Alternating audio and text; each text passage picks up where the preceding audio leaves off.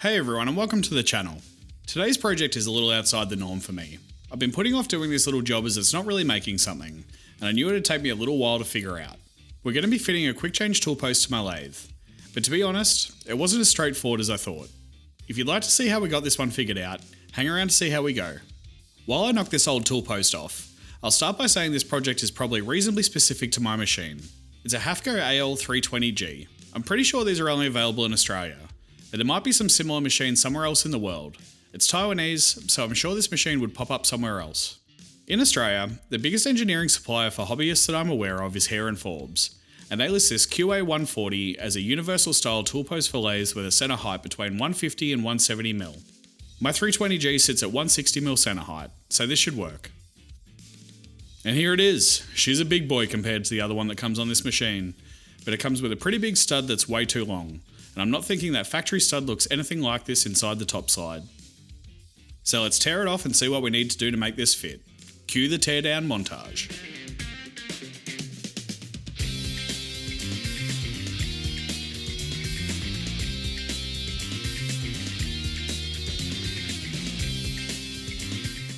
Alright, so there is a little grub screw in here, which seems odd to me, but I'll take that out and knock this pin out.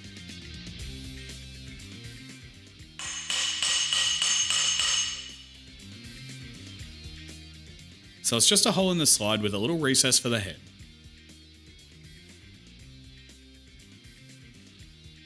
The grub screw looks to be an M6x1, and I'll take any other critical measurements while I'm here. This should be pretty straightforward. I want to use the nut that came with the kit, but it looks like it should just fit through the hole in the slide if I nail the dimensions. But the thread for the nut is an M16x1.5, and I don't have a die for that. And it's probably one of those sizes I'll never need again. So, this week I might even have to teach myself single point thread cutting, but we'll tackle that in a minute.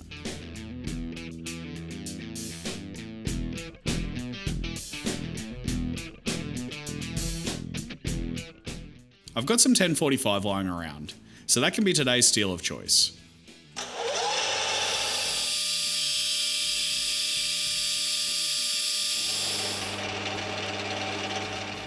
I guess in essence we're just making a bolt with a round head, but with some pretty critical tolerances on the shaft and in the head area that little grub screw goes into.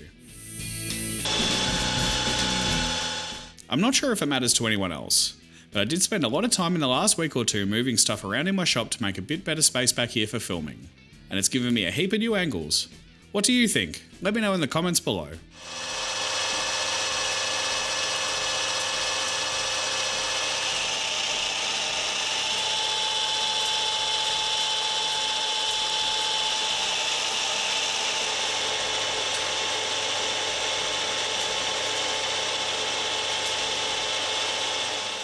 Righto, that's down to the same thickness as the stud that came in the kit.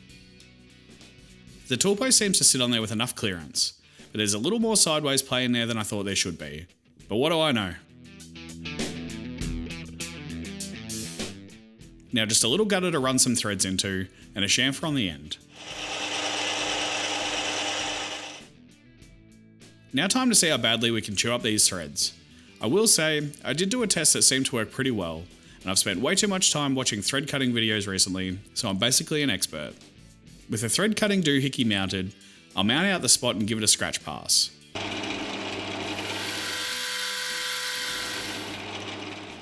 Looks like 1.5, so time to get cutting.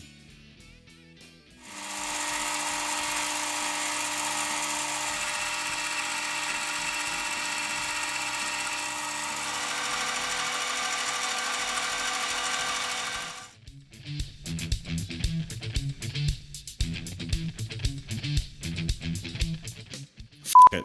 That fits terribly. How did the test come out so good and this one is trash? We can do better.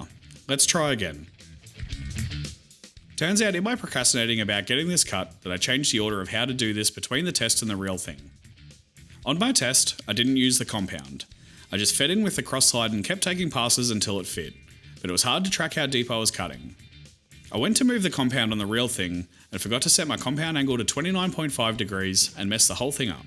I want to explore thread cutting more in the future, but basically, how I got this to work was set my compound to 29.5 degrees, take a scratch pass, zero out both the compound and cross slides, then using the thread dial on the lathe, wait for my number to come around, and advance the compound with each cut. I hope that makes sense.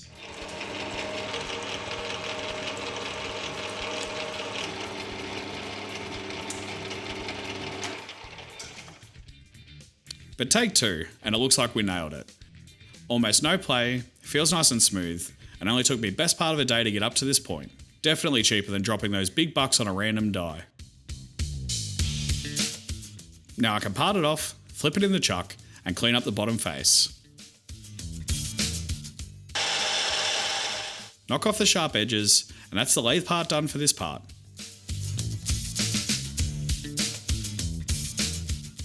Then I'll break down the cross slide again to make a little channel for the grub screw.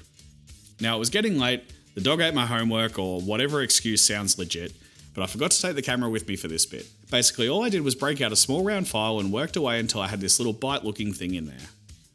Then I can drop the pin into the slide, run a tap through the edge of that little groove, and pop the grub screw back in.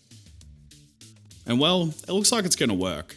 It doesn't look anywhere near as ridiculous as it would have looked if I had to use a stud the length of the one that came in the kit.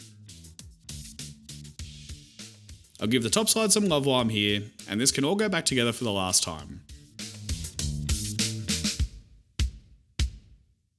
Now I can just drop in some tools and enjoy that quick change goodness. And of course it's not going to be that simple.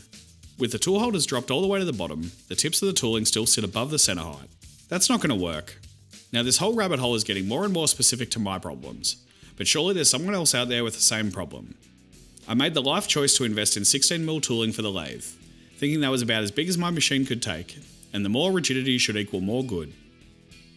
But now I'm stuck with a choice. Rebuy all my tooling in 12mm, modify the insert holders to make them shorter, or shrink the tool holders a little. Tool holders it is. I really didn't want to have to remember to make every insert holder smaller, and thought the tool holder would probably make the least rigidity impact on my overall setup. But of course, these are hardened, so in the jankiest setup on my little surface grinder I can muster, I'll bring them down a couple of mil. They are slightly too tall for the adjustment range on my surface grinder. This is only really meant for grinding knife blades flat, but just taking it slow, I should be able to whiz enough off to make these tools sit down a little. This magnet isn't particularly strong, and there isn't really enough surface area on the side of the tool holders to hold it very tight. And of course, you're going to slide off straight into that nasty grinding bucket that's probably going to make you rust. But with a little ground off the bottom, I can now get these tools to drop just below center, so we have some room for adjustment. We're getting close, but I would like a way to repeatedly be able to set my tool to center height. So let's knock out a really simple little tool height setter. To get one tool to center, I'll just set it by eye off the live center and face a little piece of scrap off until there's no nub in the center. Apparently the old ichrometer isn't going to let me down today. First try, but every day probably won't be that easy. So I'll flip this bit over and reduce the diameter so we have a big enough step that the base will fit under the tool, and mark it out with some marker.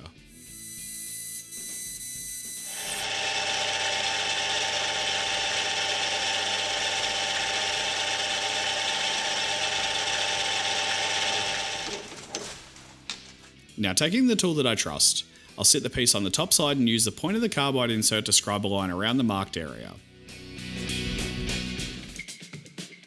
Now that line should be at tool height, so I'll chuck it up again and keep facing off until I just reach the scribe line. I don't want to take the line, I want to be just on top of it.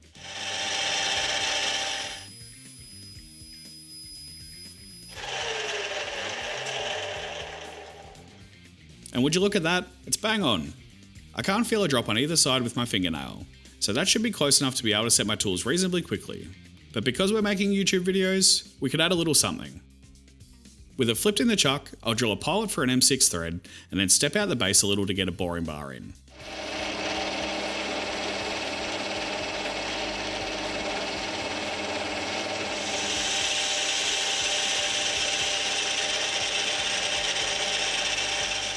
I just want this deep enough to drop a little magnet in.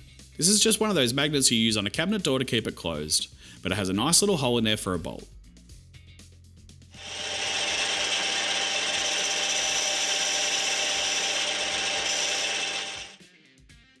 Then I can tap the smaller hole I drilled first and take a little off the head of this bolt.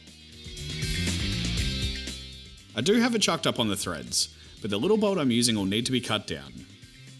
So with the magnet sitting on there as a bit of a guide, I can whittle the head down a little so it'll sit down inside the base of the tool height setter. For the record, this was dumb. I should have just measured how much I needed to take off the bolt head and not turned it with the magnet sitting there. Picking the swarf off the magnet was pretty annoying.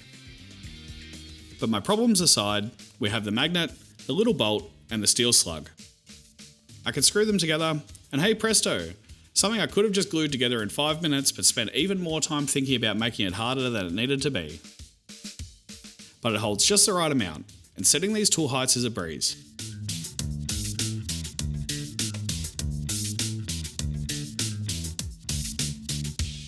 The added bonus of the magnet, I can just pop it onto the lathe so it's always easy to grab. Or I'll forget where it is and I'll never see it again. But let's hope it's the first one. And it looks like I'm ready to tackle some work with all that quick change goodness. This is definitely not the video I planned to make, but this little project ate into my workshop time pretty heavily this week, and I thought it might help someone with the same sort of lathe setup when trying to choose a tool post. Thanks for hanging around everyone. If you liked the video, please consider giving it a like and subscribing to the channel. See you on the next one!